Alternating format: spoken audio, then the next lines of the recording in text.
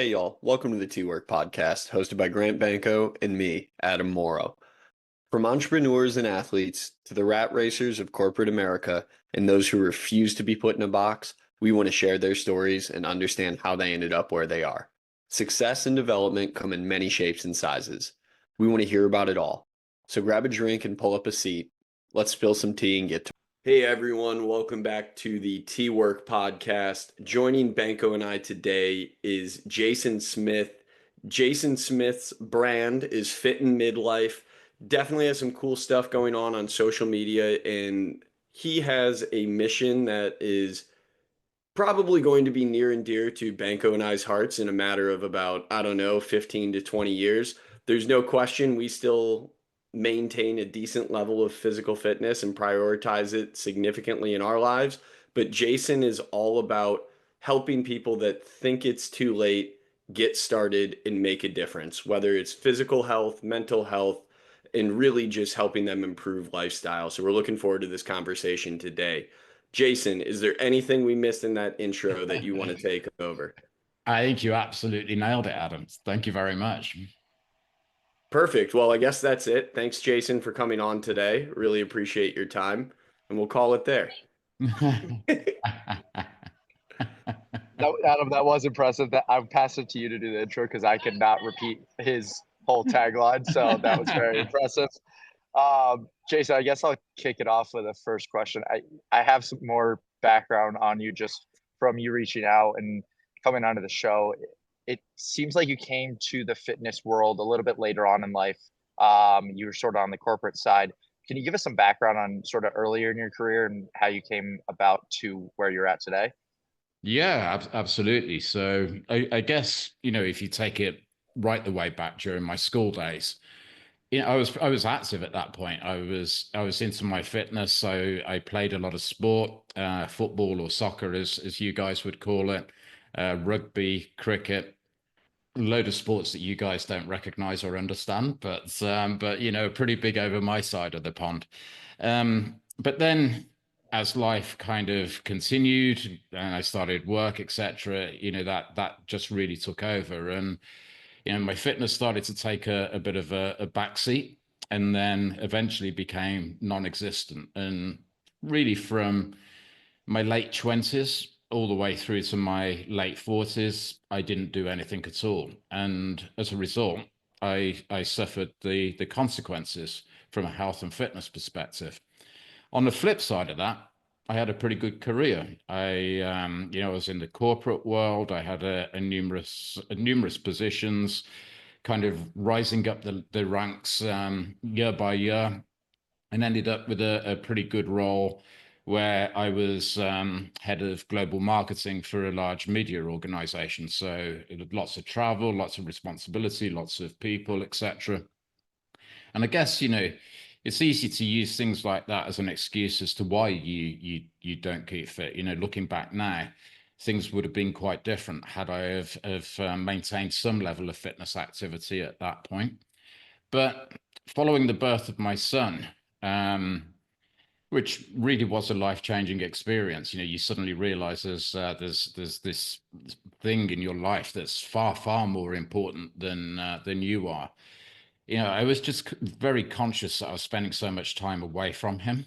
And therefore, as a result, I came out of the corporate world. I did some consulting for a while as an independent for around about 3 or 4 years. And then I said, right, no, I'm going to take a sabbatical. I'm going to spend some time with my son. And we had an absolutely amazing summer together. This was back in about 2018.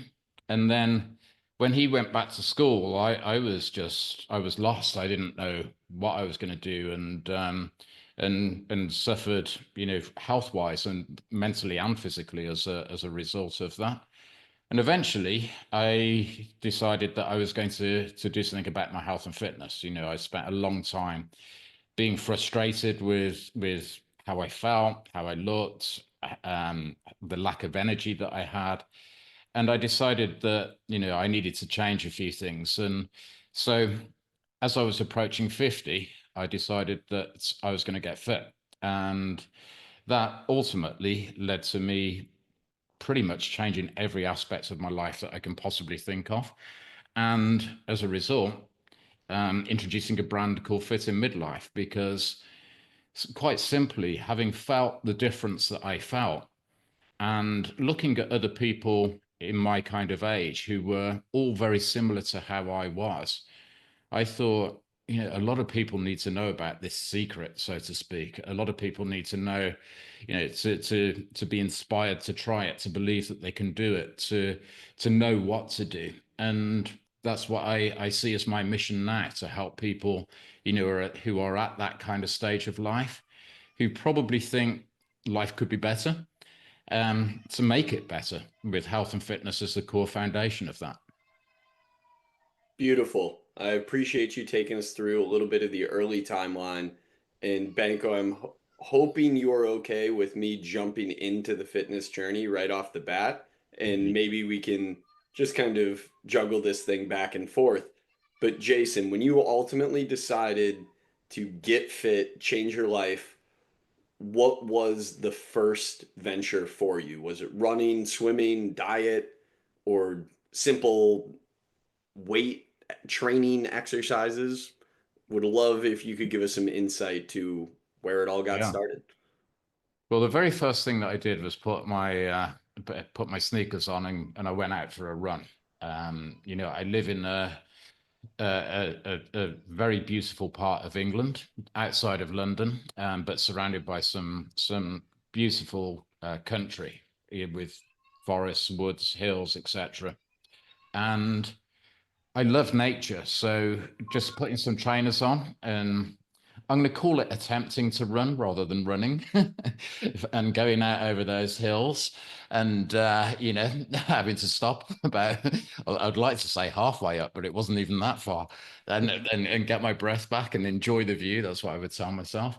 That was how it all started. But I think one of the key things about that, which is really important for anybody that wants to start a fitness journey, is if you can align whatever it is that you're doing for fitness to an interest, a passion, something that you enjoy. And for me, getting out in the country was something that I really enjoyed.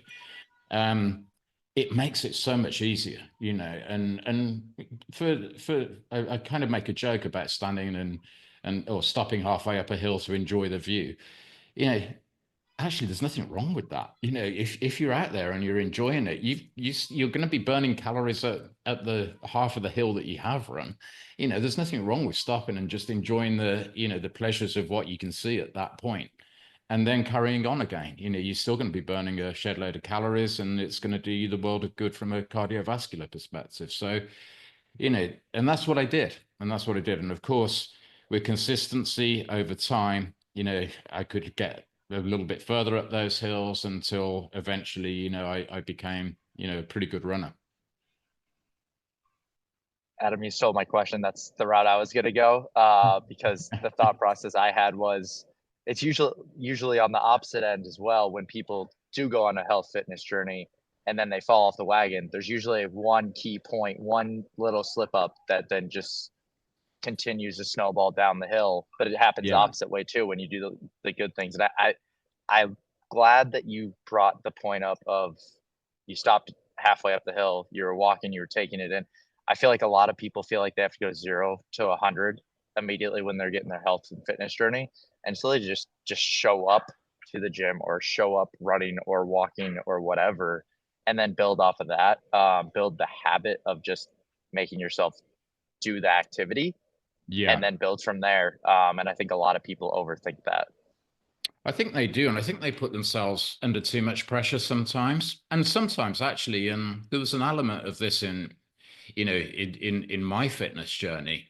You kind of remember how you were when you were 20, 30 years earlier, and your brain thinks you can do all of these things that you could do back then, and then your body says, "Oh, hang on a second, no, you can't."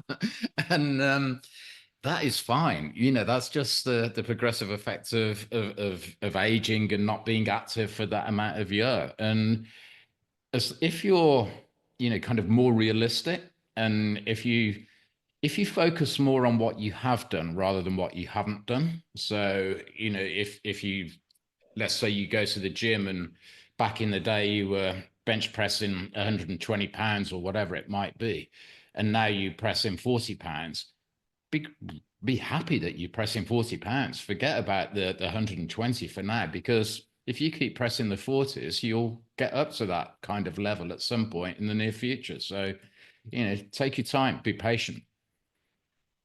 One thing that I think is worth covering here before we get too deep in the weeds on questions, Mm, Banko, we should probably provide Jason with a little bit of our background just so he knows where we can go with these questions and these discussions. So Jason, we'll forget about our audience for a minute and tell you about us. So okay. I'll kick this off. Uh, Banko, and you fill in the cracks here if I miss anything on your side, because I'm going to try to explain your health journey on your behalf. It might be funnier if I do it. Hopefully, fingers crossed. But Go uh, ahead. Banko and I were college baseball teammates back in the day. We played a few years ourselves. Ultimately, fell short professionally, but our own physical fitness journeys have continued. Banko has probably tried every single modality under the sun. He would call himself, or I would call him, a junior biohacker. He he's chasing down literally everything that could potentially positively impact his life, and we'll consider him a little bit of a science experiment. Then me on my side, once my playing career ultimately finished, I now pretty much have a bionic shoulder after some operations and some different things. I opened a private sports performance training facility in New Orleans, Louisiana, ran that for a couple years, and I now work in elbow injury research. So I'm specifically with baseball players and a little bit beyond, but I'm still very involved in the health and fitness and performance world, as well as the rehab space. And today I'm very active in the gym and even play semi-competitively in the U.S. Gaelic Athletic Association. So I play Gaelic football and hurling. I'm not Irish, but I got sucked into it. So it's a good way to kind of stay in the mix competing. But that's our sporting background and health and fitness background. Banko, did I miss anything for you that you think is worth noting? Yeah, I think the only thing else I would highlight is, Adam, when you started that training facility, you did get some fitness certifications. I don't know Oh, the acronyms for them. So you do have thank some you. actual certifications around it. And Yes. kind of how we started this podcast was I would listen to Huberman podcast or other fitness health podcasts, and they would talk about different workouts and different things. And I would immediately call him, say, listen to this podcast. I want to pick your brain. And we're like, we may as well just record some of these conversations of what his thoughts were behind it and the thinking why I thought it was interesting or not in my experience. So that was kind of how the podcast actually started as well. Cool. Cool. Cool. Well, There you go. how the podcast started is a lot less intriguing than how the hell, Adam, you got into Gaelic football. Like I said, I'm not Irish. I just needed to compete. Maybe Okay. this ties into some of the things that you even Yeah. encourage individuals to do. I don't know if I'm stealing words from you or trying to put words in your mouth, but I was previously coaching baseball and I kind of lost competition to a certain extent. Instead of blowing my complete bank account golfing, which is what I was working on, I was well on my way. So I needed to step away and find something where I could scratch that competition itch, run around, try something new, challenge myself. And Gaelic football and hurling presented itself because there happens to be a local club where I live and just went all in on it. So it's been quite the journey. Fantastic. Fantastic. And I Yes. think, and I think that what you alluded to there is really important, whether it's a team sport type of fitness activity that you're doing, or whether it's yourself, kind of, running the tracks, the roads, pounding in the gym. There is that element of continual improvement, and there's a sense of satisfaction that continual improvement provides. which then ultimately gives you more confidence and more self-esteem, I believe, too. And sometimes I think, particularly with midlife men, maybe, but probably also true of midlife women, that element can quite easily just miss from our lives. It can be a hole in our lives. Sometimes we might get it in the work environment to an extent, but there's just something about showing up, doing the work, getting some results, feeling that difference, achieving a new personal best, whatever it might be, that just kind of helps you mentally, I think, and gives you a lot of self-esteem that you can carry through into all areas of your life, particularly in relationships and work relationships too.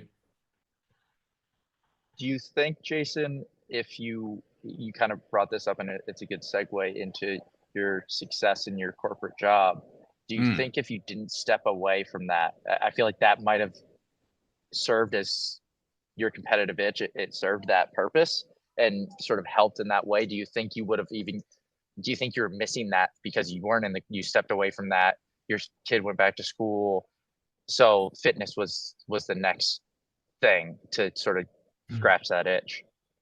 Yeah, it was probably a lot deeper and actually worse than that. I ended up being clinically depressed in the end because what I did in my corporate world was I attached my identity to my role, to my job, and to the status that came with that job.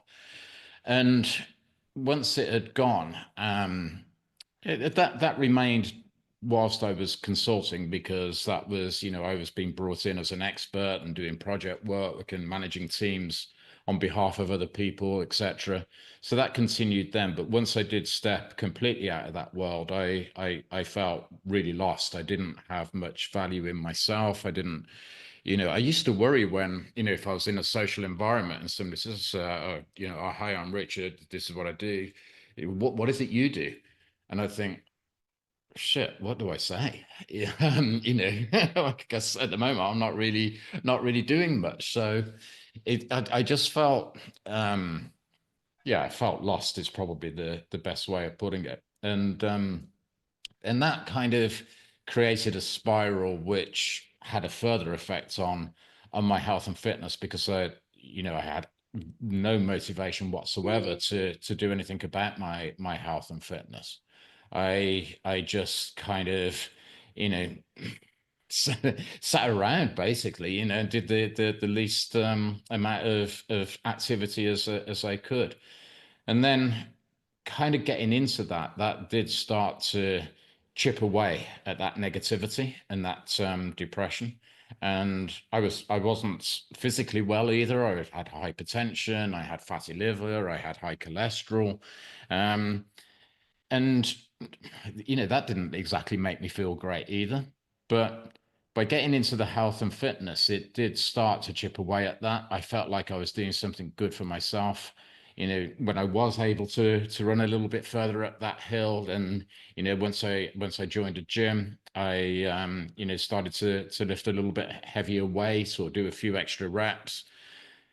I felt really good about that, and everything just snowballed from there. I started off with a kind of negative spiral, and then turned that around into this kind of constantly reinforcing positivity as a result of what I was doing in my health and fitness activity.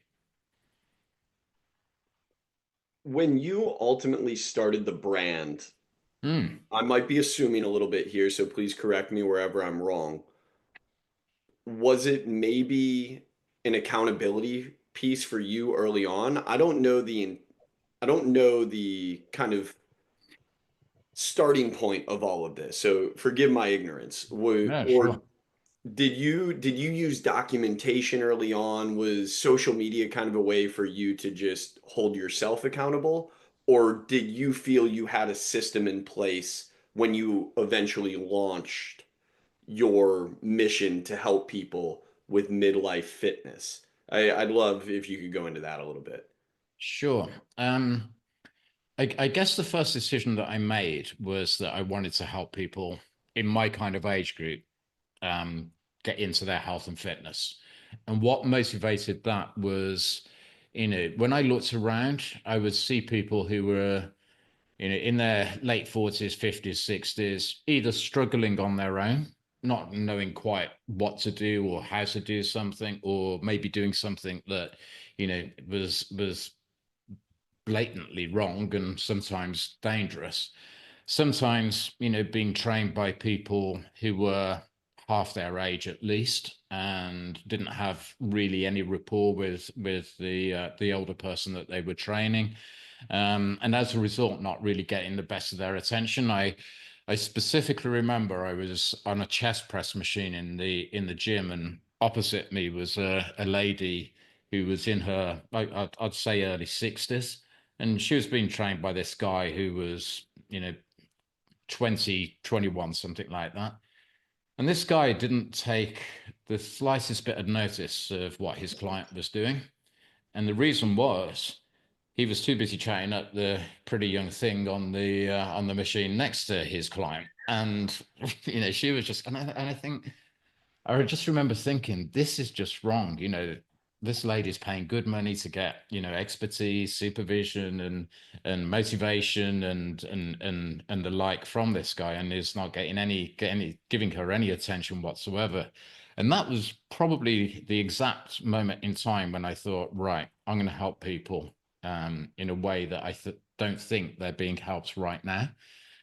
So my first decision was to become a qualified personal trainer. So, at this point, I just turned 50. I kind of awarded myself a birthday present of the course in order to get qualified. Firstly, as a fitness instructor, and then as a full personal trainer, and that then enabled me to go out. And at that point, my only vision really was that I would go and help people in person to get fit, people in my kind of age group.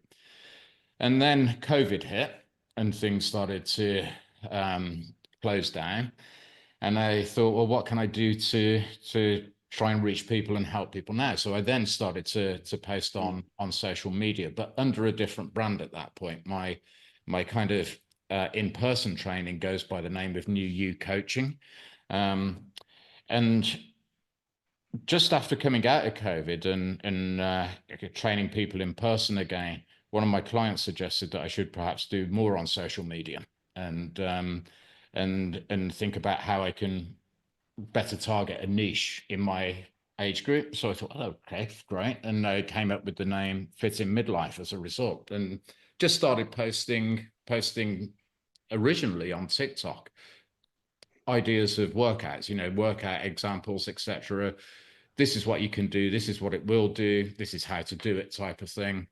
And I was amazed at the response. I was used to getting maybe 11 likes on an Instagram post from under my previous brand, New You Coaching, and all of a sudden I had 2,000 and people following me, and this was within days, and it really spiraled from there. So obviously seeing those results gave me the confidence and the motivation to keep going and keep posting on social media and expanding the footprint beyond TikTok into Instagram, Facebook, YouTube more recently, and Twitter, stroke X, and Threads now too. So that was really the motivation. It was simply to try and reach and help people. There is a kind of side effect which you alluded to, which is, if you're going to post pictures of yourself working out, and I always had a belief, if you're going to be a personal trainer, you need to look something like whatever it is your client wants to achieve. And so you do have that motivation to make sure that you are getting your workouts in, that your diet and your nutrition is on point, and that you've got that you've got something that represents what they might want. And so it does motivate me, it does keep me in check, and it does, very importantly, make sure that I keep learning myself. It's not a case of just getting a qualification saying job done and let's get on with it. This is a continual process of learning and improvement. So, studying the latest research, looking at different exercise techniques that others are using and trying those out, and, using them when you find them useful. So yeah, but the main motivation right at the beginning was simply, you've got a lot of people here who are not being served well, who want to live a better life. They want to improve their health. They want to improve their fitness. In many cases, they want to prepare for future life and thinking about longevity. And they're not getting the help that they need right now. So why don't I give them some help? Jason, I'm curious, from the clients you've worked with, online or in person, how many of them are actually getting a personal trainer because it holds them accountable, or they actually are, the sole purpose is work out, get in shape? And how many of the clients, or from your experience, are using that more of, this is a way to socialize with a person for an hour while I'm doing an activity, and not necessarily improving over the long term? Because to your point, when your example that you saw in your gym, that personal trainer wasn't really paying attention to their client, but that client still probably got some social aspect from that personal trainer a little bit, which is why they may have still keep coming back. I'm just curious from your perspective. Yeah, I guess the first thing that I would say is that I'm a great believer that people don't do anything that they don't enjoy. And so I always, whether it be online or whether it be in person, obviously it's a little easier in person. I try and make it enjoyable, fun, interactive and engaging for people. The vast majority of the people that I train are doing it seriously because they've got a specific, physical fitness, health related goal. Some people I train, I'm actually training for specific events. There's a lady that I'm training at the moment who's running the London Marathon next month for the first time, and has got a goal to do that in less than 4 hours. And so, there are specific things like that.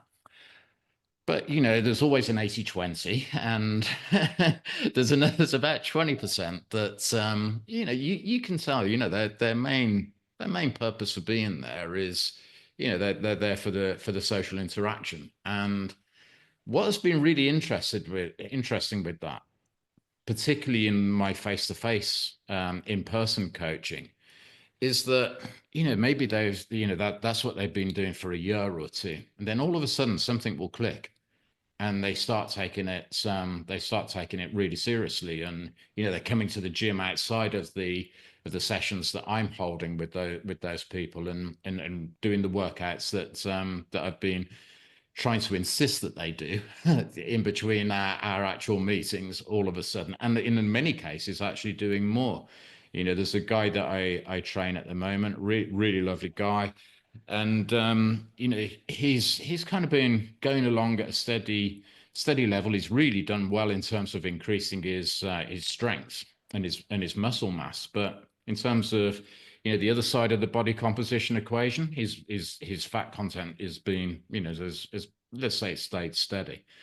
But over the last 3 months, just before Christmas, he's suddenly, something just snapped in his head, and he's gone for it. And I've supported him. I've given him, very strict nutrition plans to follow, cardiovascular activities to undertake, and still supporting him with his strength training. And he's lost something like 10 kilos over that period. So there's been a massive change in his mentality, his approach, and therefore his results. So I always hold out hope that, even those people that are there, mainly for the chat, maybe, will, they'll see the light at some point and start to take it much more seriously. Jason, I want to bring this back to your own journey now. There we go. Dog's barking. We needed it. That was yours, not mine. That was me. That was me. I was going to say that was not a German Shepherd. No, but his ears have suddenly sprung up. We were waiting on the dog barking. Banko, what breed was it? I actually can't tell right now. Let me get back to you. I think Sheltie. Something small. That was a small dog. Mm.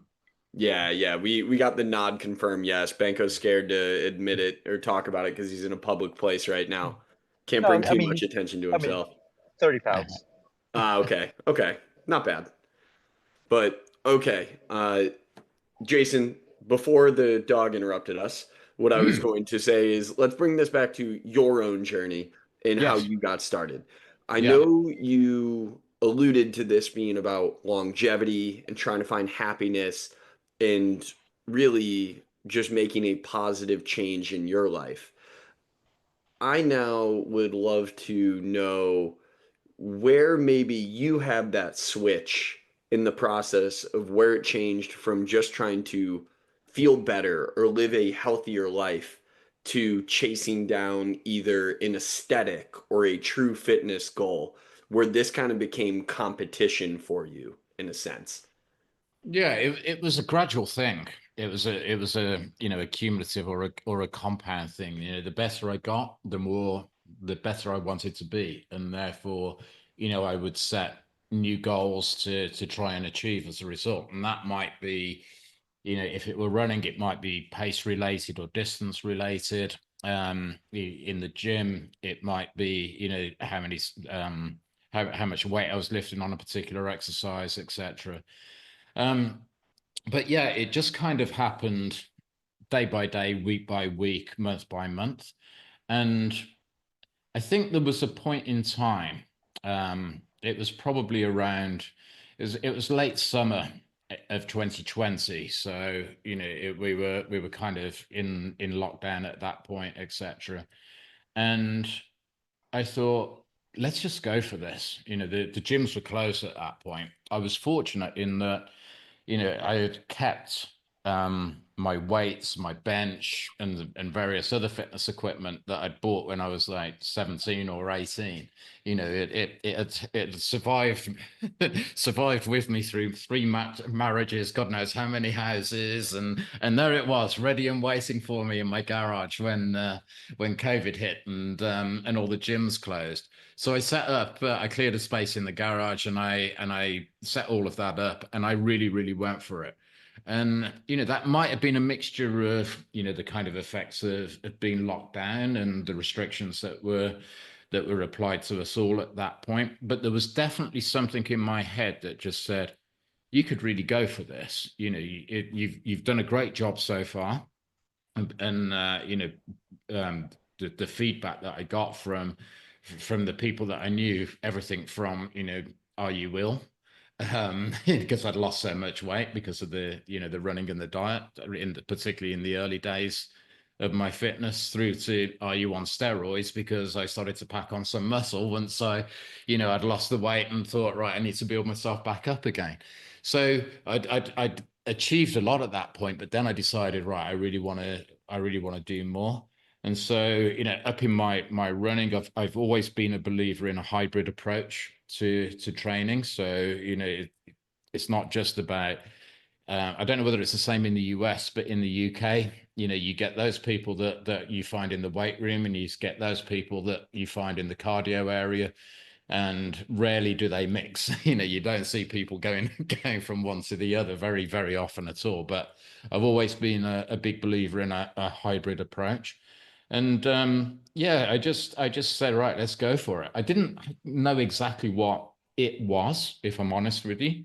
I didn't have a kind of vision in my head of what my body would be like. I didn't have any targets for a specific weight or a specific amount of muscle mass versus body fat, etc. But I did think, yeah, let's go for it, and let's just be the best that I can be. And then that started to, kind of show itself in things that I did. So I entered a marathon. I went from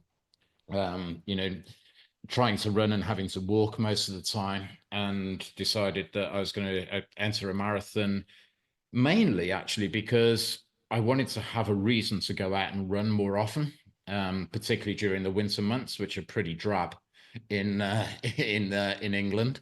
And I went out, and then I thought, right, I'm not just going to run a marathon. I'm going to do it in a pretty decent time. And I was thinking, you know, if I can average 6 minute kilometers, then that's going to be roughly about 4:15.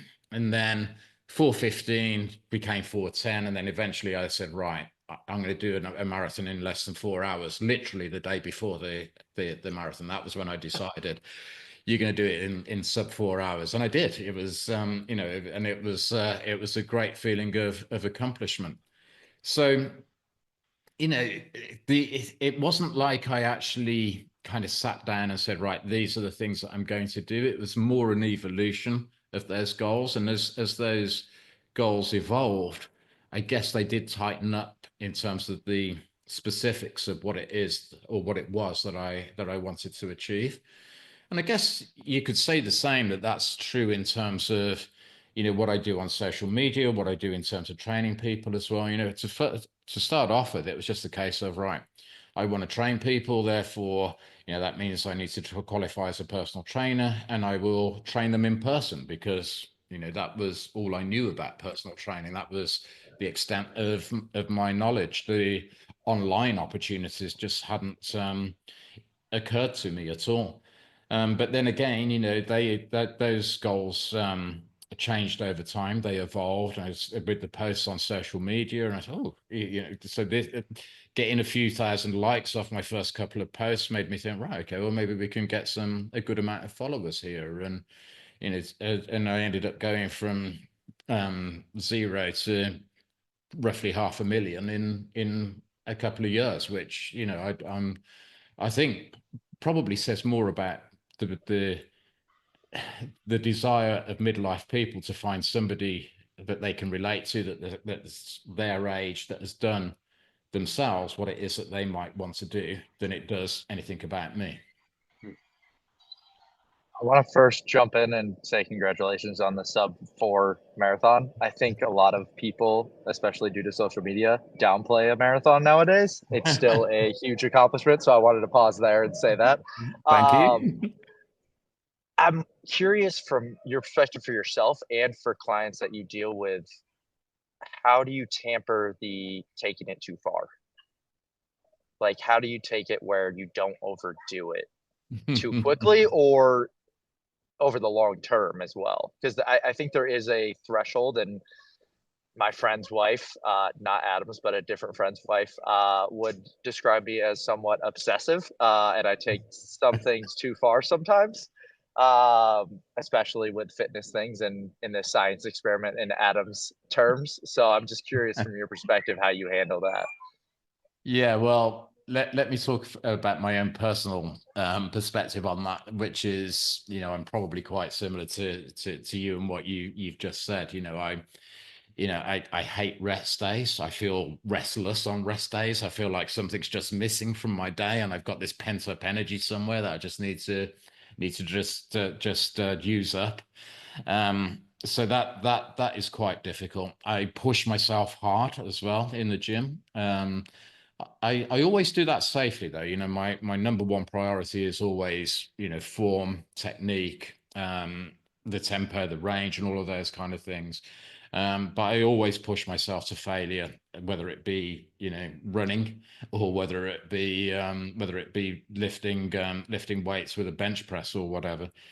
I guess I kind of know when to stop when I feel, frankly, I feel exhausted. That's the point where I know it's time to have it to at least slow down or stop. And there are days, you know, where I do actually realize, yeah, you've got to, you're not going to like it, but you've got to take a rest day today, Jason. So look, just bite the bullet and do it.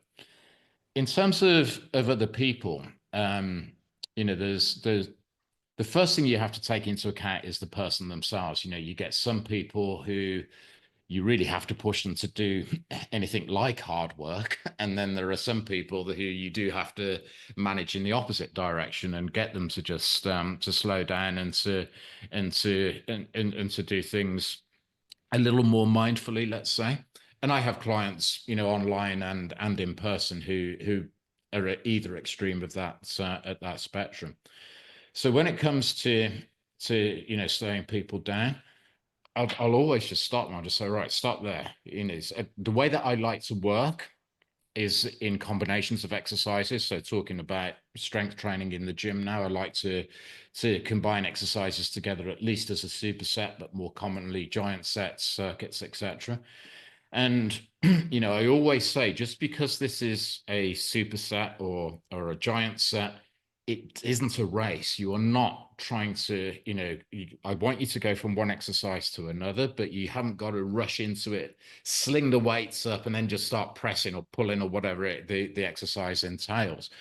You've got to do this exercise mindfully, properly, and with absolute proper technique. And you need to take a few seconds just to breathe and set yourself up first. And that typically will work. And if I see people that aren't doing that, I say, put the weight down and put that weight down.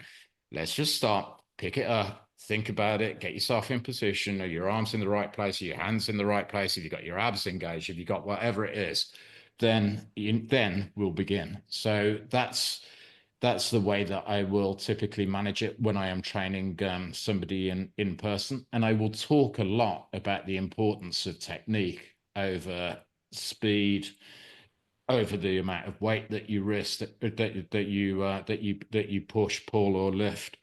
And really try and make sure that they're doing everything properly. I talk a lot about mind-muscle connection as well, so that you know that you are working the right muscles that exercise should be targeting, because quite frankly, and I'm sure you guys will have seen it as well. You see people doing a bicep curl and killing their back because they're rocking all over the place as they're trying to lift a weight that's far too heavy, and not isolating the biceps at all. So there's all of those kind of things are the things that I try and teach through the way that I talk to my clients, whether that be online or in person. And then the other group, the group that's, you really have to kind of give a kick up the backside to get them to do something.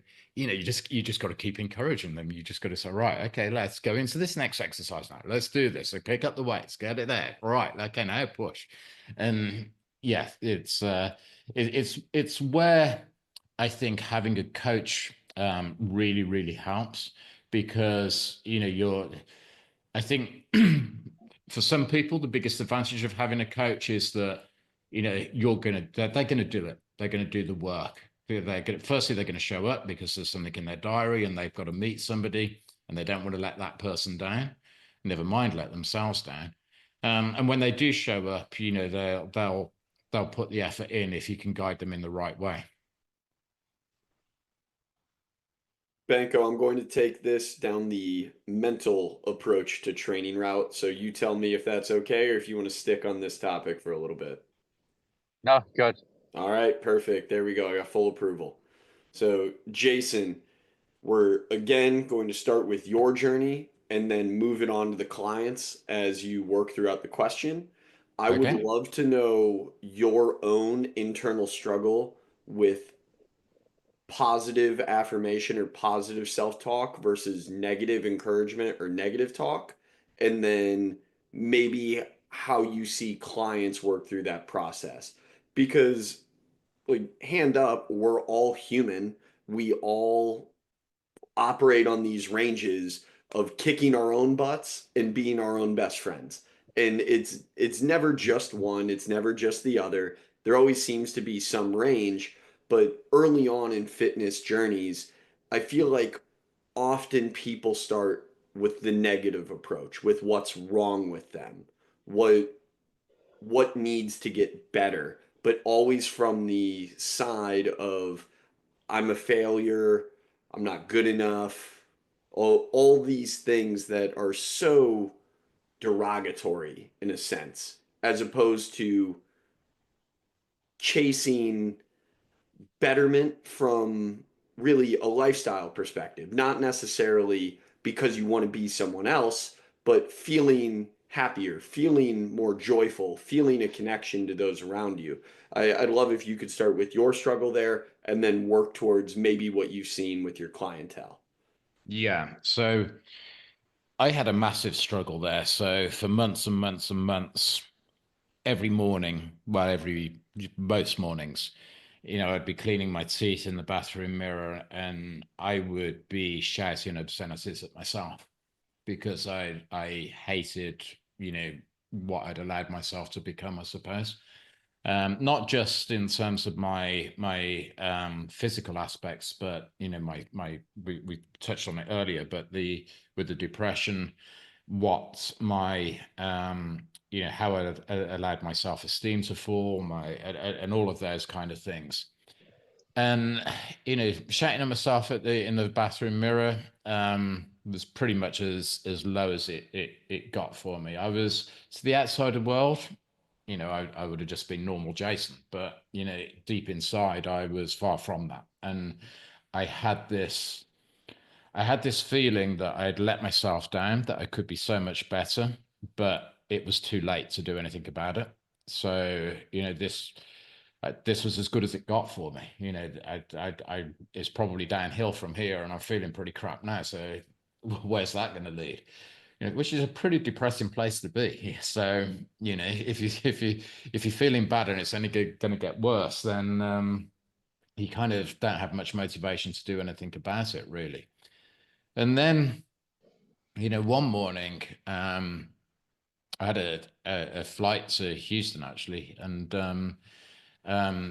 I was just at home. I was drinking some coffee, and I was flicking through Instagram, and this guy who I didn't know in real life, good guy by the name of Dave, had posted a picture of a still from the film The Hobbit, which showed Bilbo Baggins, the lead character, or Martin Freeman, the actor, running through this field with a big, massive, beaming smile on his face. And it had the words, "I'm going on an adventure," underneath.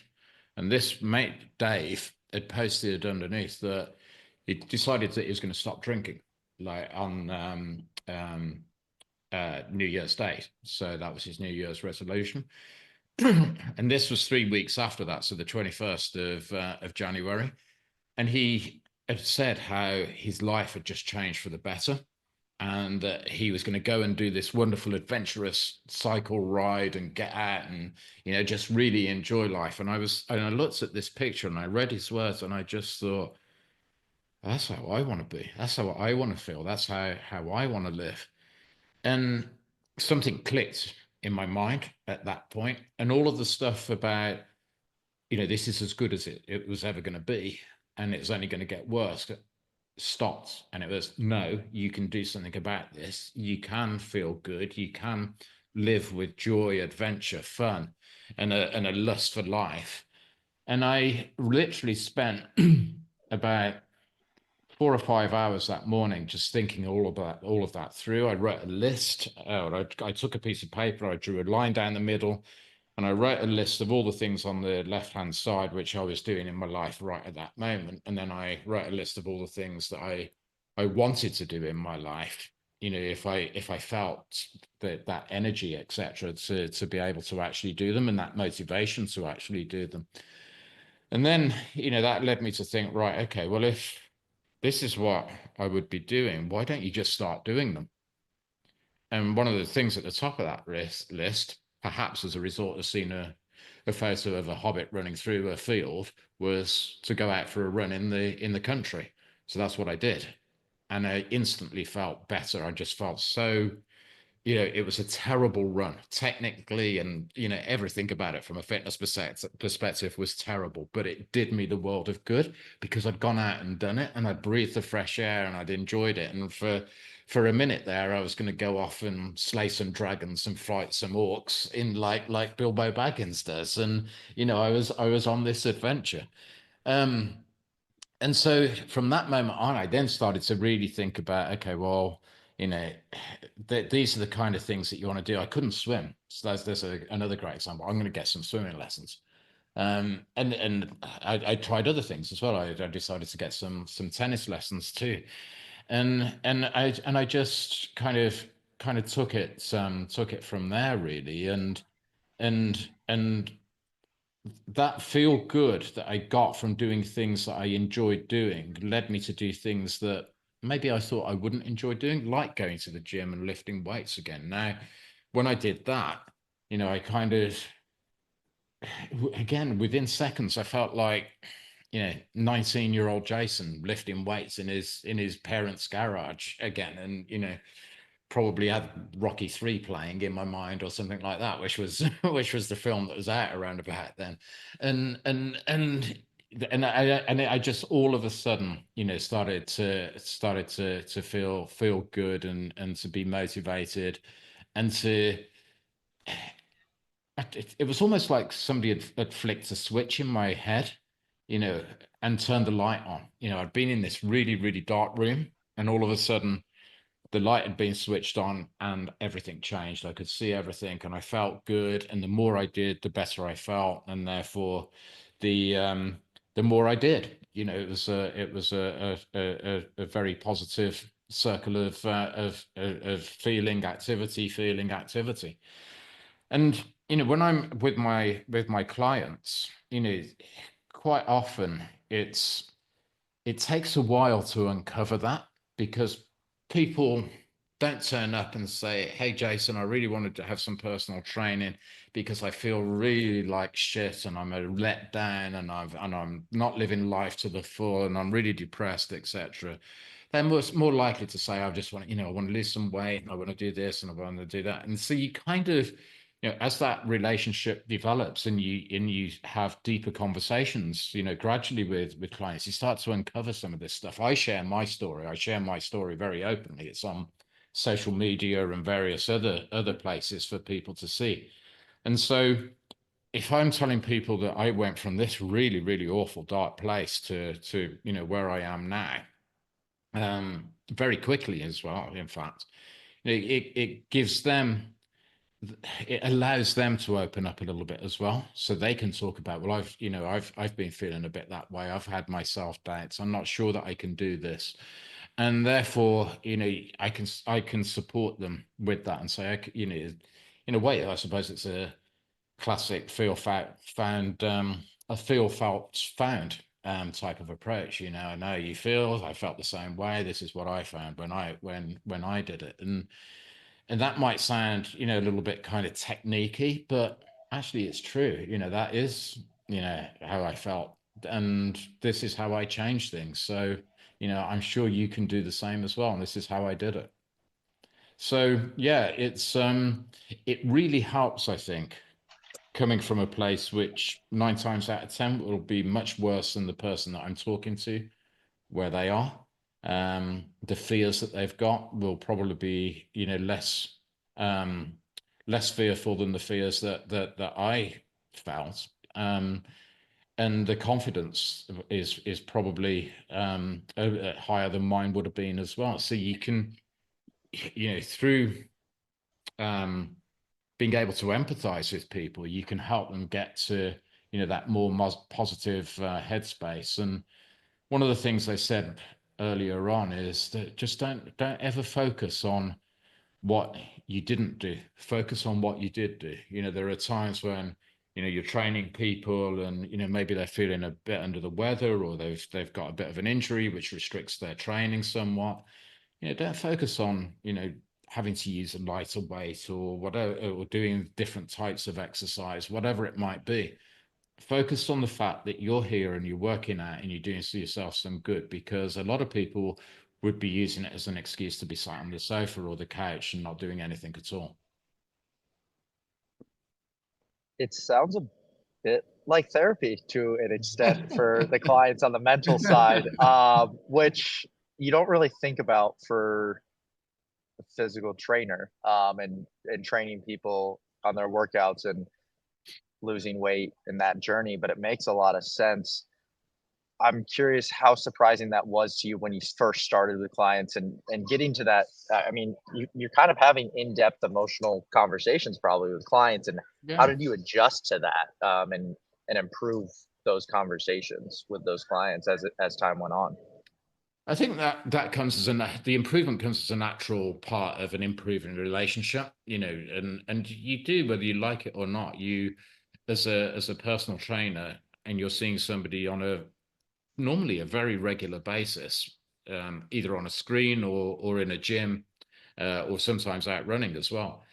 you're seeing them on that with that regularity, so that you can continue that relationship building, you can continue the conversation. So I suppose any it it it almost felt like it came naturally. And don't get me wrong, this doesn't apply to absolutely every single client. It probably does apply to every single client actually, but to a greater or lesser degree. But one of the things that I was really lucky with when I studied to become a fitness instructor first and then personal trainer, I had this guy, Bob Hope. His first name wasn't Bob, but he was an ex-Royal Navy guy. Um, been a personal trainer for 40, 50 years, something like that. He was in his late 70s, and what he focused on now, rather than training people, was educating people to become trainers themselves. And I think because of my age, he kind of took me under his wing a little bit, and he told me a lot about this. He told me a lot about, when you're training people, there's always going to be, whatever whatever it is, whatever the reason that they give you for them wanting you to train them, that isn't the real reason. There's something underneath it that's always driving this. And if you can get to that, you will be helping that person to a far greater extent, physically and mentally and emotionally, than you ever would if you just, he would say counting reps. That was his terminology for what he would see as a bad trainer, just somebody that does, all right, 1, 2, 3. You if you're able to do that, you'll motivate them in a way that will really help them to get results. So it wasn't that unexpected when it did happen, when I was out there actually training people, because this guy Bob had kind of not only told me about it, but encouraged me to encourage it, and to work with it, because of I suppose the depth of impact that you can have with people. One of the things I suppose that would help with that is, in my previous career, I managed, developed, helped, coached a lot of people. So there was a lot of skills that I had at that point that I could carry over into the world of being a personal trainer, which was very helpful. It's not like I was having to learn a set of skills from scratch. I can echo a lot of that sentiment, and it was a little bit surprising to me when I was working primarily as a strength and conditioning coach. So I'm a CSCS myself, Jason, and specifically working with the athlete population, there was most often an obvious goal that we were chasing down, whether it was a number on a radar gun to throw harder, a certain like club head speed on a driver. So it was very, very specific goals. But because of these specific goals, there were so many boundaries or hurdles in the process to reach it. And oftentimes, achieving this goal would open the door to a new opportunity. So it Mm. was often a gateway in a Yes. sense. Although the Yes. goal was hyper specific, it was, if we achieve this, the likelihood of a university sport being on the table is significantly greater, or the opportunity to play a sport professionally is significantly greater. So, with that comes the trials and tribulations along the way. So, I'm sure that's how things manifested for you in a certain extent when someone does approach you with a goal. You first start tackling this with the person, you're side by side, arm in arm, trying to hit this one goal head on, and Yeah. then everything in life illuminates because of what that goal is the gateway to, or what opportunities it might provide. Absolutely. And I think, there are, tangible opportunities of the type that you described.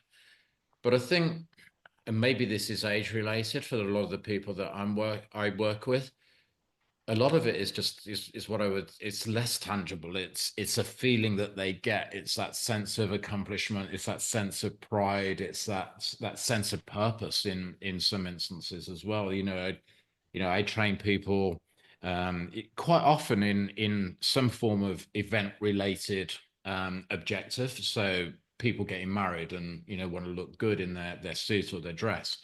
I mentioned before the lady that I'm training for the London Marathon, and you know, I know that I'm not going to share it here, but I know the reason that she wants to do a sub 4 hour London Marathon has got nothing to do with it being sub 4 hours. It's a bunch of emotional ties that come with that, which are based on her history and her personal circumstance.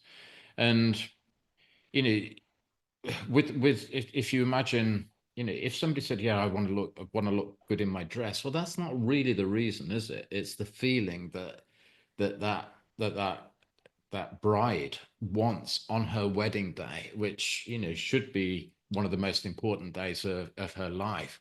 And to just feel so brilliant and so radiant and so beautiful, and so, and the center of her attention and all of those kind of things, there's a lot of emotional charge that's attached to that. And quite often, the reason somebody might want to feel like that is because it's the last thing they feel on a day-to-day basis.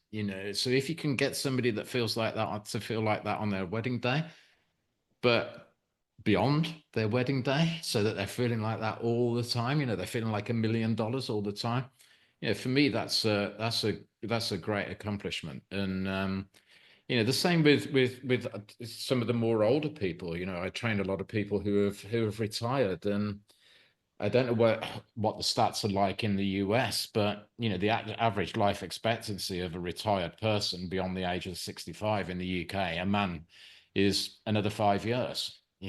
So, and a lot of that is because people stop work and stop living. Because as I found personally, once I stopped work, I lost myself and didn't have much purpose to do anything, and that happens a lot to people. So, so some of these people that want to come in and they'll talk about longevity, and I want to feel I want to make sure I can build some muscles so I can support myself, and in another 10 years time, and all of those kind of things. All of a sudden you find that they're ending up sea kayaking, or hiking up mountains, or because you've given them this, and what they actually wanted was to feel young again. That was the real thing. They wanted retirement to be the start of something, not the end of something. And those are the people that, and helping people to achieve that for them and for me. I've got to tell you, I had a is that the dog again? That would be a That, car trying to show off now. that sounds like a very different and much bigger dog.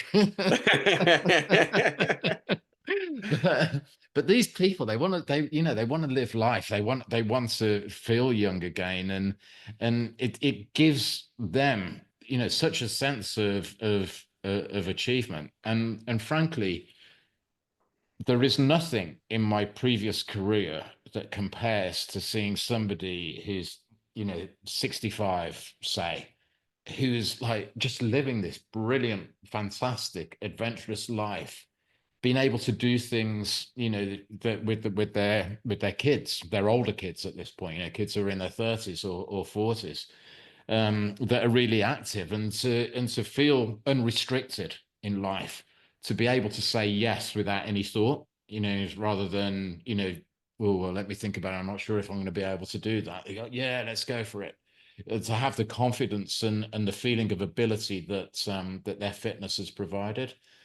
This, for me at least, there's not much that compares with that. It's a great gift to be able to share with people. Did you, when you first started, I know most clientele was 40 or older. When did you get that first experience with someone that was at that retirement age and giving them that experience and that openness and ability to enjoy life at that point? What was that feeling like? It was great to start off with. I was nervous, I tell you, and that was in part driven by the conversation I had on the telephone with this guy. So, when things opened up after COVID and the lockdown and the gyms opened up again, I got in touch with the local gym and said, "Look, I'm looking for somewhere to train clients that I'd been previously training at their homes or in their yards, etc. Um, do you have any openings?" And thankfully they said yes. We could actually do with a personal trainer here, and not only can you bring your clients here, but all of the people that are our members, feel free to train them as well. And within a week, I ended up chatting on the phone with this guy who, I always remember because he said, "Oh, I had this personal trainer before. I don't like personal trainers. They try and kill you." And it was completely inappropriate what he was trying to give me, and all of these kind of concerns that he was sharing with me. And I said, "Well, look, I'm a bit older. I've got myself fit, very recently. I'm careful in the way I do things. I'll be appropriate in the things that I ask you to do. If anything ever gets too much, etc., I'll be fine. You'll be fine. Just tell me, and we'll adjust." And so I was very nervous, when we first had our sessions, and he was ex-military as well, so he had that military kind of personality, let's say, and quite quite forthright. And that's how it started. And then within a couple of months, I was like, I would say to him, "Right, stop there. That's enough." "No, I can do 5 more." Because everything that he told me that he wanted to avoid, he was like, which goes back to before about having to sometimes hold people back a little bit.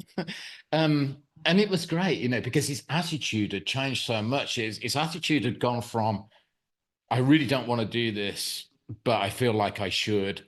And, you're not going to make me do something I don't want to do. So, no, give me more. I can do more. Give me the challenge." And, it was that was just, and this was 4 years ago, and I still train him today. It's great when things like that happen, because you can see, when that happened, you could see something switching in his head. He's now right. He's going for this. He's goal driven. He's seen the possibilities of what fitness can give him, and then I tell you, he lives a great life now. He's certainly the most active retiree I know. He's brilliant, and a lot of the things that he does, he's only recently learned. So it's living an adventurous life. That's wonderful to hear. I love knowing that you're getting feedback on positive impact post training or if an Mm. athlete moves on, which is really a beautiful thing. I I'd love to know kind of your insight on this.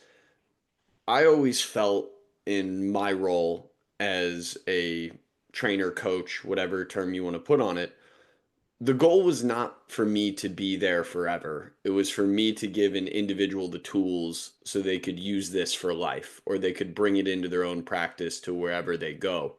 So I know that's often a struggle because you're kind of empowering someone to leave you and Hmm. this is your livelihood. So I do you struggle at all with that kind of break point? Is there ever a point where you meet with a client and say, "You've got this. You don't need me anymore. You can move on." Oh yeah, yeah, absolutely. And I shared your perspective on that, because it is important, that people do feel, that they're capable themselves to do these things, because there are lots of reasons why I might not be around to support them forever, and also, to be fair to them, they should be in a position where, they should feel comfortable to just move on and get on with it themselves. And I'm going to be absolutely honest with you, Adam. I have no idea why, but very few do. It's really, it's probably the relationship that's been built over the time, but a lot of the people that that I train, particularly, my online coaching has only been going for about 14 months or so. So, the scope of that. But even then, a lot of most of the people that I train online are people that I trained, from the first 3 or 4 months that it launched. I limit the number of people that I do train to make sure that I give them all the appropriate amount of attention, etc. Um, but the face-to-face in-person coaching, something which I've been doing a lot longer, most of the clients I train, I've been training for 3 to 4 years at least. And I kind of say this tongue in cheek, but no matter what I do, I can't seem to shake them off. But all of them are absolutely empowered and do work out, regularly on their own. I will set them workouts to do sometimes, but in the main, they are incredibly self-sufficient. They can design their own workouts. They know how to structure them. They know how to perform them. They know how to when and when they should rest and what kind of approach that they should take for each of the exercises. But they don't. They come back and we and the good thing about that is that we can just keep moving them on. They and it might be because this can happen as well. You can get a little bit bored. The workouts can get a little bit stale. The nutrition can get a little bit stale as well. And so staying on track is as important as starting in the first place. And one of the ways of keeping people on track is to to keep it stimulating, keep it interesting, keep it not just physically stimulating in terms of increasing the muscle mass and all of those kind of things, and the stamina and the endurance. It's also keeping it interesting from a mental perspective, so that they're mentally stimulated and motivated to keep coming, to keep working out, and to keep showing up, and to keep the progress that they have made going well into the future. So that's the plus side of continuing the relationship longer term, I think. But I do absolutely agree with you, and I do think I have met the objective of these clients all being self-sufficient. It's just that they generally don't choose to do that. Adam, do you have more on this, or I want to slightly shift? I've got a question kind of about individualization and making it Go ahead. okay, cool. All right. Thank you. So, Jason, another piece to this with the kind of interpersonal relationship that you share with these individuals, not everybody is going to communicate the same way or speak the same language or understand everything the way that you might understand it or another client may understand it. So Hmm. with some, you have to speak in very sciencey terms, I'm sure. They want to know the Yeah. exact reason they're doing a specific exercise with a Absolutely. certain tempo and intensity and what adaptation that's going to incite. Yeah. Whereas another just wants the helping hand along the way and encouragement in the process. Yeah. And there's no difference in value between the two, just That's right. everybody's an individual. So I'd love if you could speak on that relationship building, how you recognize what someone might need and where to kind of give more, where to take a little bit, and how to play the people game in a sense. Yeah, I guess to start off with, a lot of it is down to your initial discussions with people, obviously, and getting to know them a little bit, and a little around intuition as well. There's often quite, there's signals that you can pick up on that give you an indication as to whether somebody might be more scientific in their approach, or more about they just need that encouragement. Some cases, people actually quite like the stereotypical drill instructor approach as well, being shouted at almost, and again, in a more positive way, maybe, of yeah, you can do it, come on, let's do this, get to this, etc. And some people, there's a lot of it is, kind of situational. The same person might require all different types of approaches depending on, the particular circumstance that you're in at that moment in time. So a lot of it, I think, is based on what you can glean from the client. A lot of it is based on intuition, and I'm a big believer in intuition, gut feel, and all of those kind of things. I do believe it's something that people would benefit from following a little bit more than they perhaps do, particularly when a lot of people tend to overthink things and end up doing nothing. So yeah, it's really about trying to get the information that you can, the experience of training them as well. Clearly, people, if somebody is scientific, you can just tell by the questions that they ask. You demonstrated it in your question. Why am I doing this specifically? Which muscle is it working? Why do I need to go at this tempo? Why do I need to get a full range of movement? All of those kind of questions point to that type of approach. That said, I will always explain to a greater or lesser degree of detail, why we're doing something in a particular way, because I do think that information is important for the person to know and understand, particularly when, I want them to work out themselves, and ultimately, what we were just talking about, you want them to be self-sufficient and knowledgeable and confident and able to perform the exercises themselves.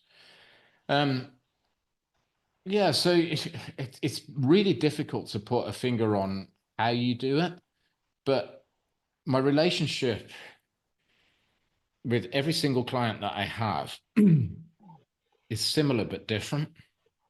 It's similar in terms of the degree of connection, but what that connection is based on is always different. Sometimes it's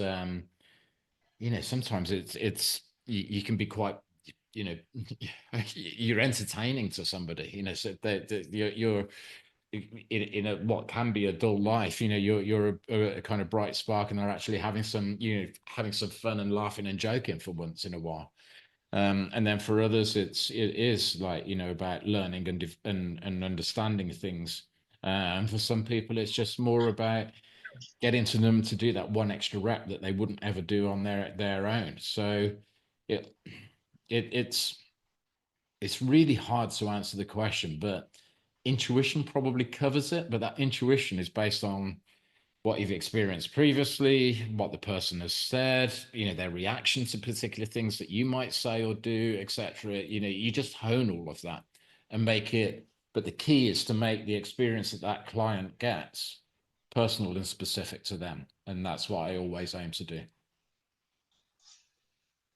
I think you've kind of alluded to it without directly saying it, in a sense of it comes from experience in building relationships from all parts of life. I mean, you brought up your Yes. corporate career and building relationships there and mentoring people there. I'm sure you did in the corporate world, and having those conversations with different personality types in that world. And then as you took on more and more clients and building relationships there, you learn from that. So it's almost learn by doing, and doing the thing over and over again, and getting better actually doing the thing. Yeah, which, if you think about a bench press, learning by doing it and doing it over and over again, making it a bit more difficult each time. That's, that it's a similar process, isn't it? It's yes, I absolutely agree. I think it was Tony Robbins who says repetition is the mother of success, and I do believe in that. It's if you're in those situations a lot, you pick up on new things, you try new things, they work or they don't. You learn or you hone, your approach, and you keep improving. But I will absolutely say that I do believe, certainly from the personal trainers that I've seen, I do think that they undervalue the importance of building that personal relationship, and maybe overvalue some other aspects of what they see personal training to be. I think that's a perfect point, especially for the world that I live in. I actually just had this conversation with a professional pitcher the other day.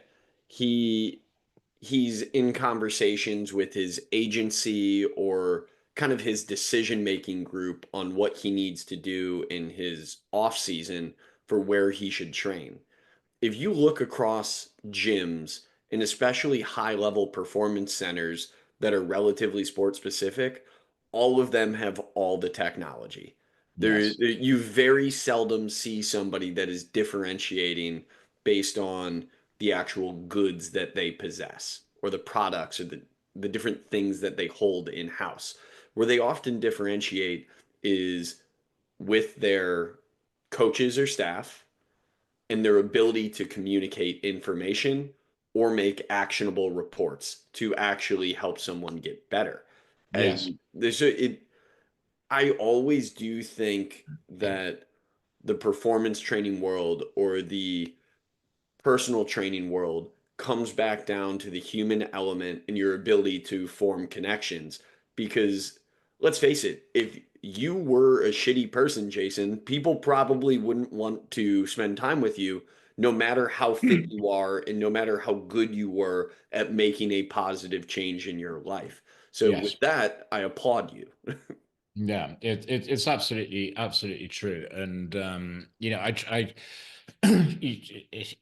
it's a lot easier to do that when you're training people face to face. It's a little more difficult to do that, to get that across when you're training people online. It's even harder to get that across when you're posting stuff on social media, but I still even try and do that in the way that I, kind of position things, the way that I explain things, the way I interact with people when they comment and send messages and all of those kind of things as well. It's it's really important to me because I do believe that, let's say if you wind the clock back and what I described as my tipping point, my flick of the switch, you know, what if that picture wasn't a picture of Bilbo Baggins, which is probably not exactly a picture of health, but was a picture of some guy my age, working out and saying, "You can look great like this," and that was what had the effect on me.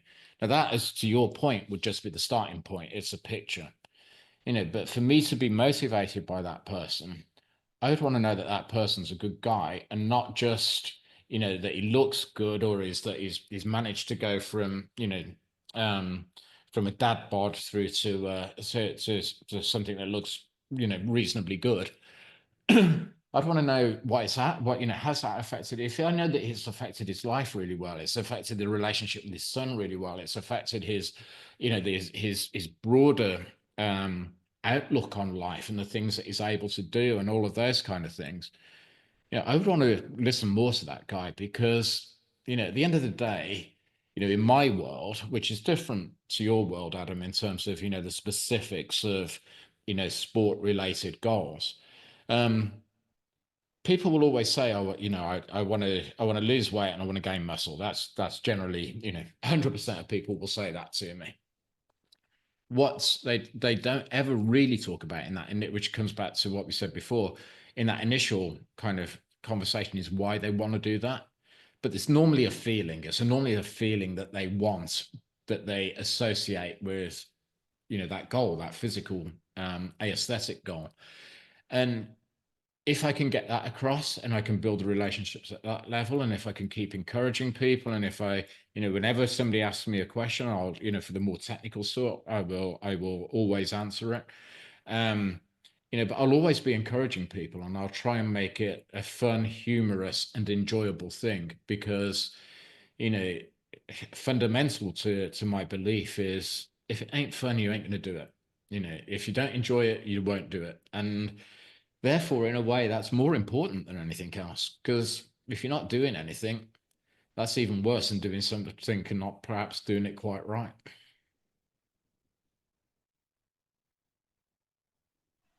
So yeah, I think that I think that differentiating yourself and building those relationships is absolute key. I honestly think this is a good area to end on. I know you're across the pond. It's 11:30 your time. We're very gracious. So I'm not gonna do my topic change because it'll probably open a whole nother rabbit hole for us. Yeah, I don't Um, mind. yeah, The night is young. yeah. I mean, I will just say we might need to bring you back on because we did not attack the elephant in the room that general fitness never covers, and that's the nutrition side, which is Yeah, we generally the didn't, most did we? important, the No, most important side. absolutely. I tell you one thing, just to say one very quick thing on that, but stopping drinking alcohol made a massive difference to me. You know, mentally, physically, everything. It's not like, you know, I was overly excessive or anything like that, but you know, the change that I felt was almost instantaneous. On that, then, recommendations on someone that is in their 20s or early 30s and how to still be social and be confident in not having Oh, oh, alcohol. this is the key thing, isn't it? Because Yeah. and it look, you know, I get that when you're in that age group, you're probably in more social situations, but you know, the fear is equally true irrespective of age. And I had that fear. You know, what do I do when I'm out with my buddies? What do I do when you know, I'm at an event or all of those kind of things? And I tell you what I do. I just say, no, I'm not drinking today, and that's all I did. That's all I say. You know, I wouldn't give them a reason why I wasn't drinking today or anything else. I'm not drinking today. I'll just have a, you know, I'll have a lime and soda or whatever it might be. And you know, people just go, oh, okay, and there was never an issue. Nobody ever made an issue out of it. Over time, starting off with my closest friends, I would tell people I'm not drinking anymore. You know, I feel so much better for it, and I'm just not going to drink anymore. And to the extent where if I was in that social type of environment that you just described, and I said, "Oh, I'll have a vodka martini, shaken not stirred," they'd say, "No, you won't." If I said, "I'll have a beer," they'd say, "No, you won't." If I said, "I'll have a glass of wine," "No, you won't." They would want to protect me. They would say, "Why would you want to do everything that you've told us about how great you feel as a result of stopping drinking alcohol by drinking tonight? Why would you want to do that?" They would be protective of it. And the point behind all of this is that your fear of how that social situation will be if you are not drinking like everybody else is completely false. They're all getting drunk. They don't give a shit. They're having fun. They're having fun, and you're having fun watching them. And it's honestly, it's a fear which, until you're in that situation, you don't realize that it's non-existent. You know, the situation that you're describing is non-existent. You might get, you know, you might, if you went, it might be different if you went out and said to everybody, I'm not, that's it, I'm not drinking alcohol anymore, I've given up for life at your kind of age. That might be a bit, that might provoke a few questions and a bit of ribbing and a bit of, you know, whatever else. However, if you're just saying, oh, I've had a drink today, and then you say that the next time, people will suddenly kind of get used to it, and it'll be fine. So a little bit like when I start training people and I say, ease yourself into it. Don't go flat out and kill yourself and put yourself out of action for a couple of weeks. Don't walk straight in and say, hey, guess what, guys? I ain't drinking anymore. I've seen the light. You know, just don't do that. It's you're just setting yourself up for ridicule and God knows what else. So just take it nice and easy, and yeah, there's no reason to tell them why. Just say, I'm not drinking tonight, lads. I'm not feeling right. Well, what, something along those lines. That's what I did. And we're laughing a lot because Adam did the exact opposite of what you recommended. About what is it, 3 years now? Yeah, I'm over 3 years 3 sober. years. What? Yeah. Well, yeah, 3 years ago, second day of a bachelor party, just goes, I'm not drinking anymore. And he has not had a drink since. To be fair, it was the third day. We got started on Thursday night. We got started on a Thursday night at Top Golf. True. It was a grand old time. There was an open bar that I unfortunately drove or volunteered to drive to because the Uber cost would have been significant. So I wanted to be able to drive home. Did not know we were having a top shelf level open bar that I missed out on. So I might have had like a drink in the process. The next day, drank, had fun. We're at a bottomless mimosa brunch the next day. I have one mimosa, look at my glass, and say, I'm done. Yeah, good for This you. is it. Good for you. Well, and I And admire that. I totally admire that. It's not what I did, as you now know. But it's if you want to go, balls out and announce it to the world like that, then more power to you.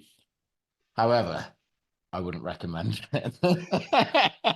it brought on a lot of ridicule. There's no question about it. But I felt like to a certain extent, if I didn't announce it, I wouldn't have been able to hold myself accountable.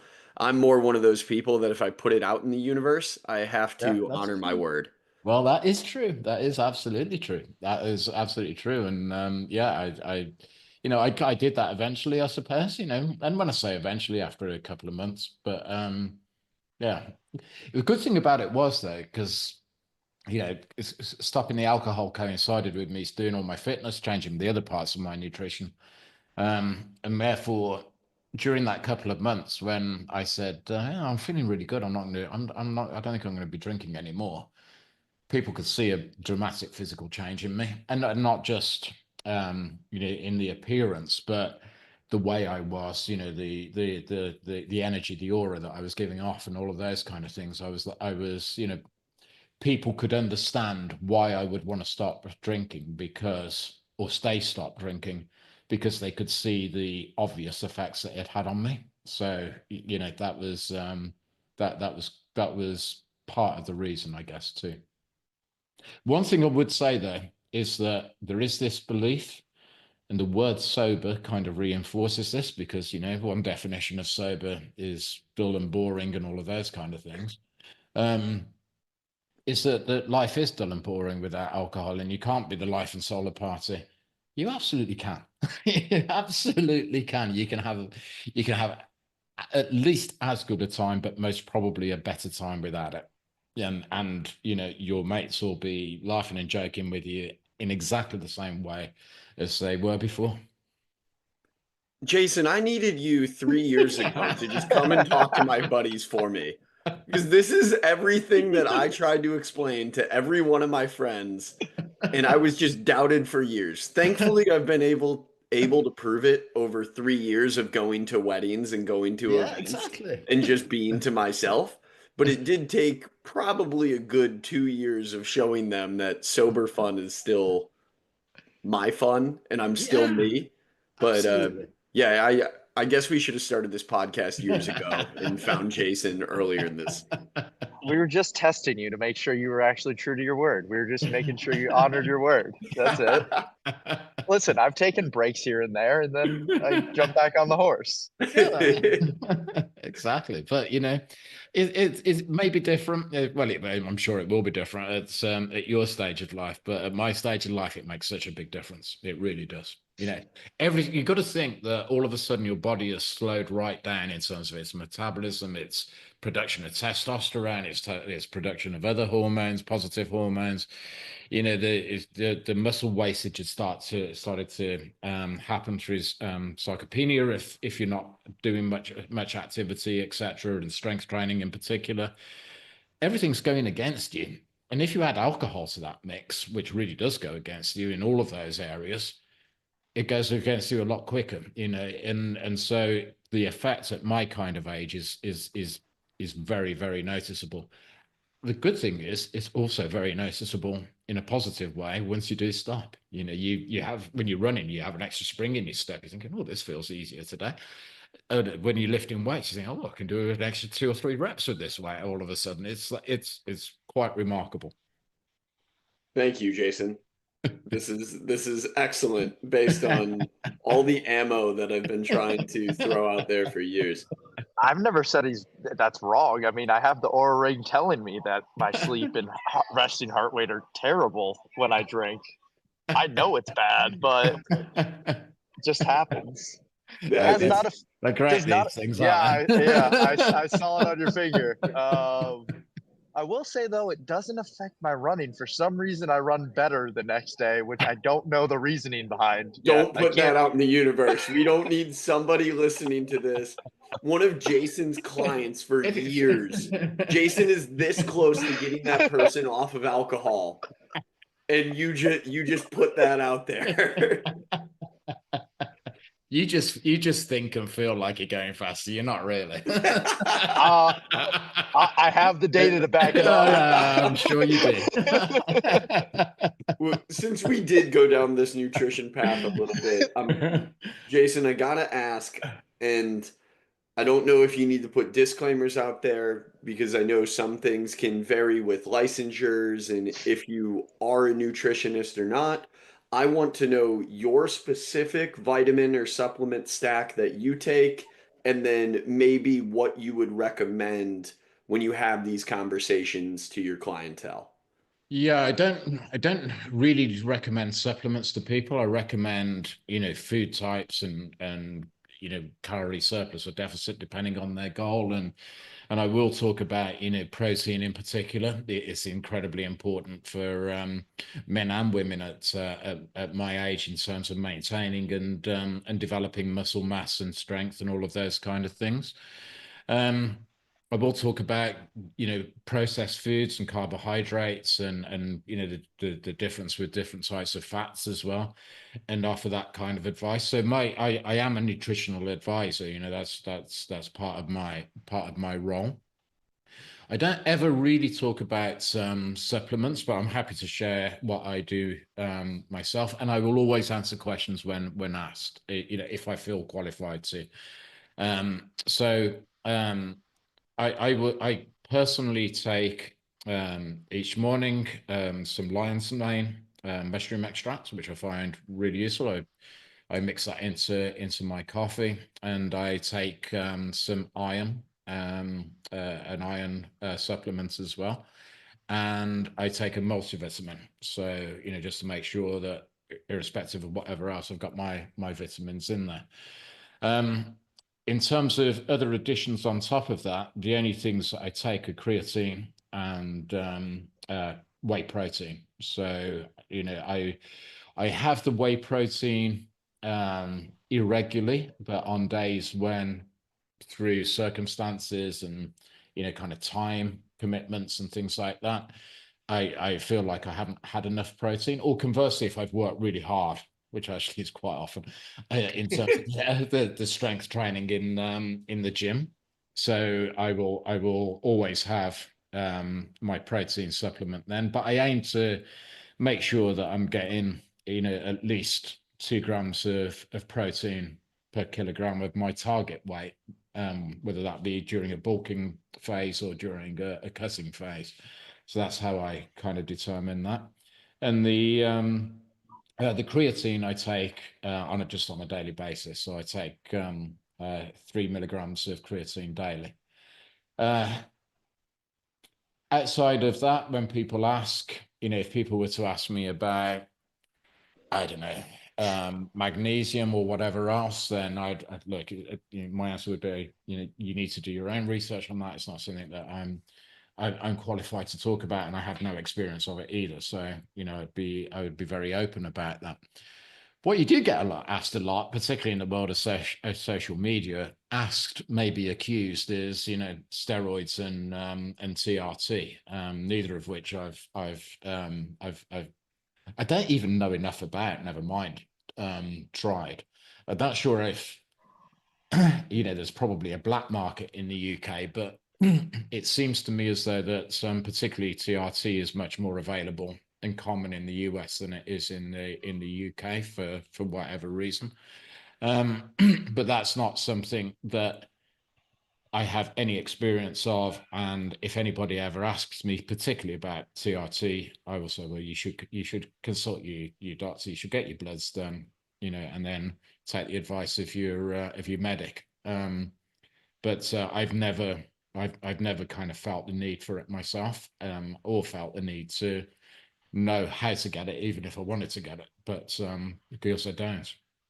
So I try and kind of set the boundaries appropriately. I'll talk about the things that I am educated in and experienced in, and things that I'm not. I'll advise them to educate themselves before they experience anything themselves. This I'm is looking up wonderful to me. Oh, go ahead. I'm looking up conversions because being in the US and I want my mother to listen to this podcast on the protein. So you said 2 grams per kilogram. Mm-hmm. That translates to how much per pound? I'm trying to use ChatGPT. It's not very quick right now. I reckon Uh, it's roughly about double, isn't it? So it'd be about 4 Yes, grams. Banko, a no, it's kilogram. not. Go ahead. It's showing 0.9 grams per pound Is it? because kilograms is at Of point course, yes. Sorry, 0.7. that's Yeah, the point other way. 0.7. Yes, Yeah, you yeah, half it, yeah. not double it. Yeah. Yes. So basically 1 gram per pound to be Yeah. simple math. Yeah. So mother, 1 gram per pound. And just because you eat a lot of peanut butter or you think you eat a lot of peanut butter, you're not actually getting that much protein. So please eat your protein. Go for it, mother. Honestly. That's a big one. Hopefully you're speaking to my mom too on that one, who also thinks she consumes a lot of protein.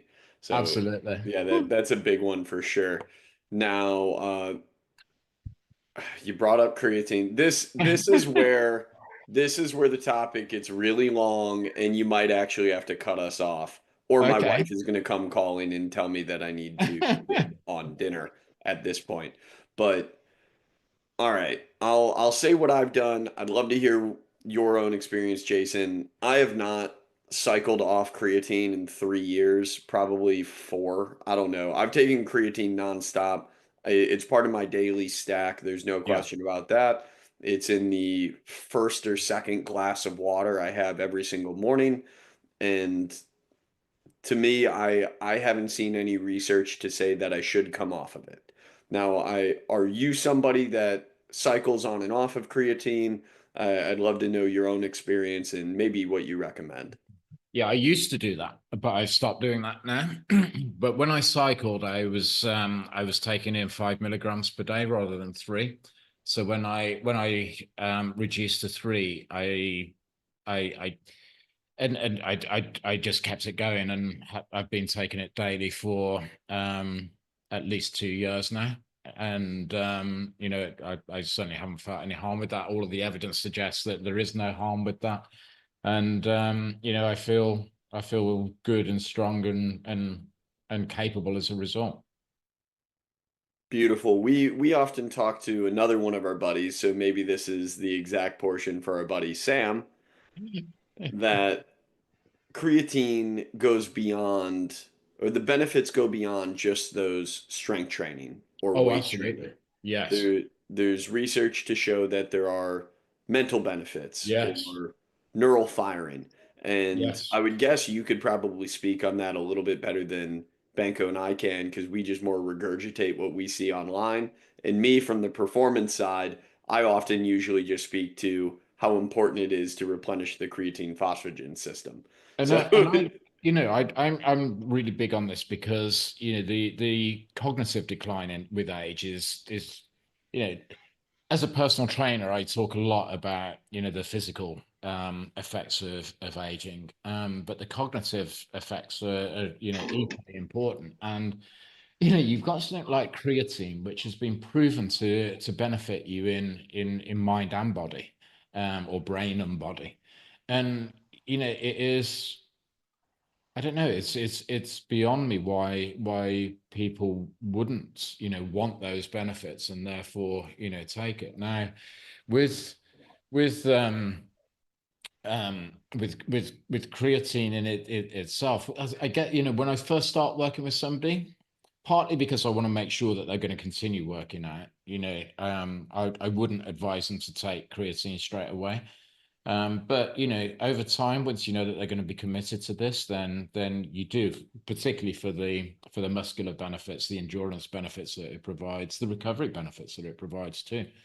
The mental benefits is probably something I should place more focus on when I'm talking to people about aging and longevity, etc. Because when you look in the UK, at least, the key reasons why people end up in care, in assisted living, is because either they're cognitive decline and they've got dementia or Alzheimer's or something along those lines, or at least the starting of that, or that they're incapable of from a mobility perspective of living independently, and that's often because they can't get up because they've got no leg strength anymore, particularly from a low seat, particularly the toilet, as it happens.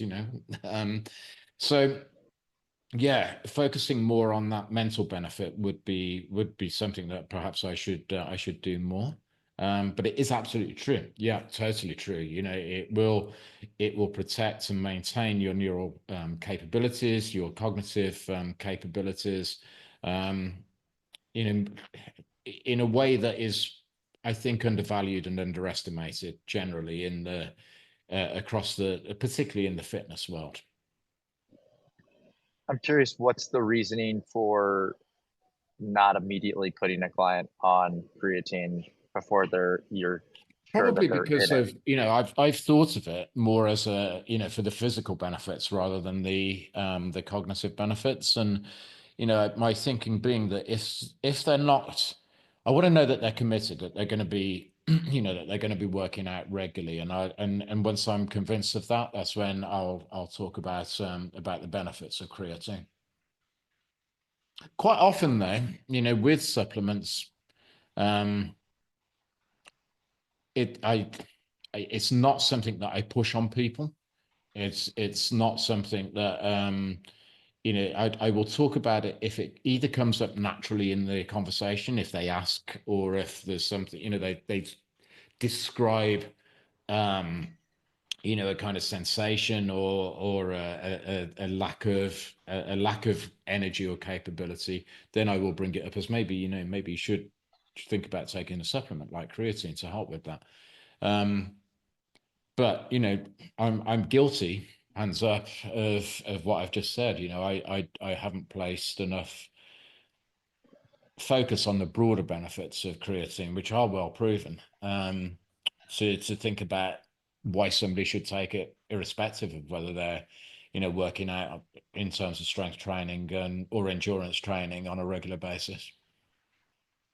I will say a lot of people use supplements as crutches, so I understand not immediately recommending and being the workout and That's whole foods first and getting them to commit to that, because that really does make the biggest difference. yeah. I'm guilty of using supplements as a crutch. I take a lot of them. I definitely am the science experiment, and we will not go down that rabbit hole of how many I take and what I take. How do you manage that though? Because I've been in the situations a long time ago where I've been similar. And you're taking that many different supplements, you're not sure if there is an effect, which one's actually causing the effect, or is it the the cocktail combination? So I've been taking probably 5 or 6 of them for 5+ years, and Okay. then like probably 3 or 4 for another 2-ish years, and then Okay. I experiment. I hear something, I buy it once, experiment, see if I notice a difference. If I really Okay. don't, then I'm like, all right, I'm gonna discontinue that. A lot of Yeah. them have to do with longevity or cognitive. So lion's mane, immediately knew Yeah. what you were talking about there. Yeah. I actually did notice a difference when I first started taking that Yeah. in conjunction with ginkgo biloba, Yeah. which increases blood flow to the brain. I noticed that, and then drinking coffee along those, my focus was insane. When I first did it, it's not as much anymore. I think my body's gotten used to it a little bit, but definitely those were ones that I noticed. Yeah. But some of it's just hoping that it's working, and they're not that expensive. So but they say they help you live longer. So why not try it? But I think, you know, if there's a placebo effect, which ultimately makes you live longer, then job done. Exactly. That's such an interesting conversation, bringing up the placebo effect, because saying the placebo effect or like using that as a deterrent for someone, I don't always love because the placebo effect is still No, real. You're still getting a benefit. absolutely. Yeah. Like if you believe something works, chances are you're going to get something out of it. So, And yeah, so it might be a crutch, but that crutch might help you move forward. yeah. And I I'm hesitant here to open up all these different paths for discussion. So Banko, I don't know, should we formally, we always say we need to have guests back on. Should we schedule this formally with Jason for him to come back on to talk about now the longevity side of things and the We nutrition side of things? we probably should, and Jason will work with you and not make you be on at 10 o'clock night your time. We could do it. We could do it in the morning, or maybe we are up at midnight and it's your morning. Maybe we have to punish ourselves. I don't know. Uh, but yeah, probably a good idea to schedule because now it is midnight your time. So Yes. we appreciate your time. So I think that is a good idea, Adam. Yeah, and all I ask is we all enter it with the same biohacked state. Jason, I don't know if you do fasting. Maybe we need to all enter this with like I don't know, we're about to hit the 48-hour mark in a fast and we all hop on together to struggle through it. Let's go for it. Absolutely. Uh-oh. All right. I might have signed myself up for something a little too crazy. I should have said we're all about to hit the 18-hour mark, something very doable. But I heard somebody commit to the universe then, didn't you? We all know how that's a motivator. who said that? I don't know. That wasn't me. Jason, this was awesome today. I really appreciate you coming on, or maybe I should say tonight. This was awesome tonight. Thanks for coming on. We really do appreciate it. It's been an absolute pleasure, guys. I really loved it. It's great. Well, Jason, before we let you go, do you want to shout out your social medias, websites, programs, anything you want to shout out for the listeners to look up? Yeah, so my social media handle is always the same. So at Fit in Midlife, if you search that on any of the main platforms, you'll find me. And fitinmidlife.com is my website for my coaching programs. Perfect. We will put those in the show notes as well. All the different social medias that you have that you rattled off at the beginning. So we'll make sure to cover all of those. Cool. But we do truly appreciate it. Adam, I'll let you sign us off. wonderful. I was in the process of making sure I got my follows to Jason. I was pulling up Instagram right here, showing the proof on the phone. But Jason, once again, thanks a ton. All the listeners, we appreciate you tuning in. Hopefully, you got something out of this. Anybody who wants to get involved, listen to Banko's outro. You guys know what to do. Everyone, this was a blast. Looking forward to plenty more conversations. Thanks, Jason. Until next time. Hi, everyone. Grant here. Thanks for tuning into the show. If you could like, share, and subscribe, we'd greatly appreciate it. Also, if you think you or someone you know has a good life story to tell, we are always open to guest suggestions. You can send those suggestions to our email, tworkpod@gmail.com. Thanks again for the support.